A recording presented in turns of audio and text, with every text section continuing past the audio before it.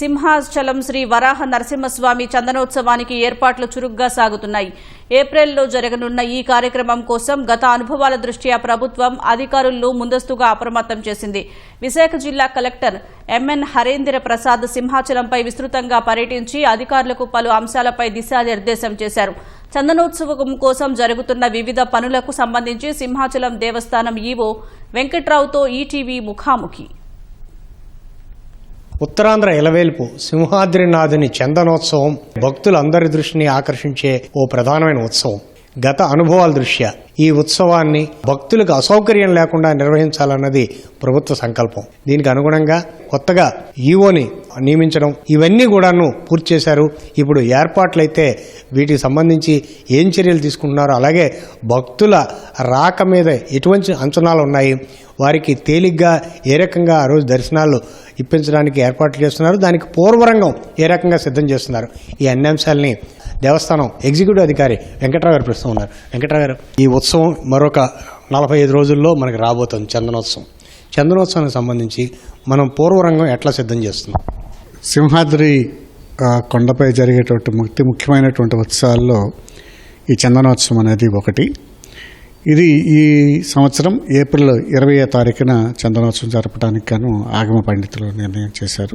సుమారుగా 1,50,000 మంది వరకు వస్తారన్నటువంటి ఒక అంచనాతో భక్తులకి ఎటువంటి ఇబ్బందులు లేకుండా అన్ని రకాలైనటువంటి సౌకర్యాలు కలిగించడానికి దేవస్థానం జిల్లా యంత్రాంగంతో సమన్వయం చేసుకుని అన్ని ఏర్పాట్లు అనేది చేయడం జరుగుతుంది. సామాన్య భక్తులకి ఎటువంటి అసౌకర్యం లేకుండా ఈసారి ప్రత్యేకమైనటువంటి ఏర్పాట్లు అనేవి చేయడం జరుగుతుంది. మన కొండ మనకి ఉండే స్థలం తక్కువ, వచ్చే జనం ఎక్కువ, అంటే ఆ ఒక్కరోజే వచ్చే జనం ఎక్కువ.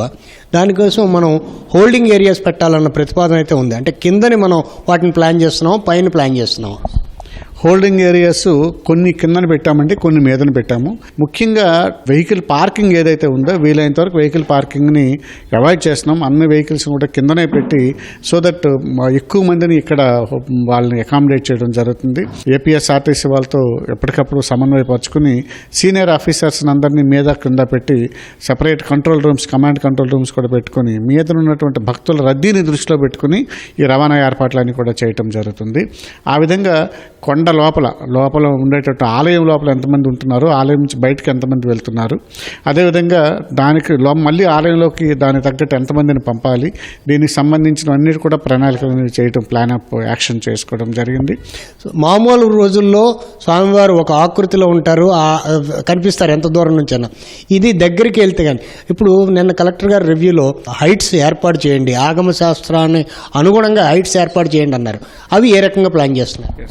ముఖ్యంగా ఏదైతే అంతరాలయ దర్శనం ఉందో అంతరాలయ దర్శనంని రాయల్ ఫ్యామిలీ, అదేవిధంగా అతి ముఖ్యమైనటువంటి విఐపీస్ వారి వరకు లిమిట్ చేసి ఉదయం 5 గంటల ముందుగానే, 3 గంటల నుంచి 5 గంటల కంటే ముందుగానే దాని అంతరాలయ దర్శనాన్ని క్లోజ్ చేసి సామాన్య భక్తులు ఫ్రీగా వచ్చినటువంటి దర్శనం చేయడానికి వచ్చినటువంటి భక్తులకి ఎలివేటర్స్ని ఏర్పాటు చేస్తున్నాం. క్రింద స్థాయి మీద స్థాయి ఏవైతే ఎలివేటర్స్ని ఏర్పాటు చేయడం వల్ల వాళ్ళు దూరం నుంచి ఎవరు మధ్యలో అడ్డు లేకుండా దర్శనం చేసుకునే స్వామి నిజరూప దర్శనం చేసుకునేటువంటి అవకాశం చాలా క్లియర్గా ఉంటుంది. ఈ నిర్మాణాల సంగతి ఇప్పుడు బయట నిర్మాణాలు కానీ లోపల నిర్మాణాలు కానీ గతంలో ఎదురైన ఘటనల దృష్ట్యా ఈ నిర్మాణాలని ఏ రోజులో పూర్తి చేయాలి, లేకపోతే అప్పటికి ఆపాలి, లేకపోతే పూర్తిగా అక్కడికి నిలిపేసి ఉత్సవం అయిన తర్వాత పూర్తి చేద్దాం, ఇవి ఏ రకమైన ప్రణాళికను నిర్ణయించుకున్నారు? ఇప్పటికే కొన్ని నిర్మాణాలు పూర్తయినాయి. ఆ నిర్మాణాలన్నింటి మీద కూడా ఇప్పటికే R&B డిపార్ట్మెంట్ శాఖ వారిని కోరటం జరిగింది. జిల్లా కలెక్టర్ వారు, అదేవిధంగా మినిస్టర్ గారు కూడా వారిని ఆదేశించారు. వారందరూ వచ్చి వాళ్ళ ఫిజికల్ సౌండ్నెస్ అనే దాని మీద వెరిఫై చేసి వాళ్ళకి సర్టిఫై చేస్తారు. అలాగే మొన్న వాళ్ళు వచ్చి కొన్ని సూచనలు కూడా చేశారు. దాని ప్రకారం ఏ నిర్మాణమైనా మార్చి 31 కల్లా పూర్తి స్థాయిలో కంప్లీట్ చేయాలి. కంప్లీట్ చేయలేనివి సేఫెస్ట్ పొజిషన్ తీసుకొచ్చి పక్కన పెట్టేసి ఆపి చేసేసేయాలి. ఒకసారి స్వామివారి చందనయాత్ర అయిన తర్వాత వాటిని తిరిగి స్టార్ట్ చేయడం అనేది జరిగేటట్లు ఏర్పాట్లు చేస్తున్నాం. ఈ నిజరూప దర్శనం కోసం వచ్చే సామాన్య భక్తుడికి మీరిచ్చే హామీ కానీ, లేదంటే స్వామి మీ ద్వారా చెప్పే అంశం చెప్పండి. బయట వచ్చేటటువంటి ఎటువంటి పుకార్లను ఏమీ నమ్మవద్దు. దయచేసి ఏదైనా ఉంటే మేము పత్రికా ప్రకటనల ద్వారా ఎప్పటికప్పుడు మీకు సూచనలు అన్నీ ఇస్తాం. మేమిచ్చే సూచనలు అనుసరించి ముందుకు వెళ్ళండి. ప్రశాంతంగా మీకు దర్శనం చేయటానికి అధికారులు, అదేవిధంగా సేవాదళ కార్యకర్తలు అందరూ కూడా మీ యొక్క దర్శనం చేయడానికి అహర్నిశలు మేము ఎప్పటి నుంచో ప్లాన్ చేస్తున్నాం. కాబట్టి ఎటువంటి ఆందోళన, ఎటువంటి ఆతృత పడకుండా స్వామివారికి దర్శనం మీద అందరూ కూడా దృష్టి పెట్టి మేము ఇచ్చే సూచనల ప్రకారం మీరు ముందుకు వెళ్తే ప్రశాంతంగా దర్శనం జరగడానికి ప్రత్యేకంగా, ముఖ్యంగా సామాన్య భక్తులు వారే మా యొక్క ప్రాధాన్యం. వారికి తగ్గట్టుగా ప్రణాళికలు వేసాం. ధన్యవాదాలండి. ఇది ఈవో గారి మనోగతం. Camera Srinivasarao, Kurmaraju, ETV news, Visakhapatnam.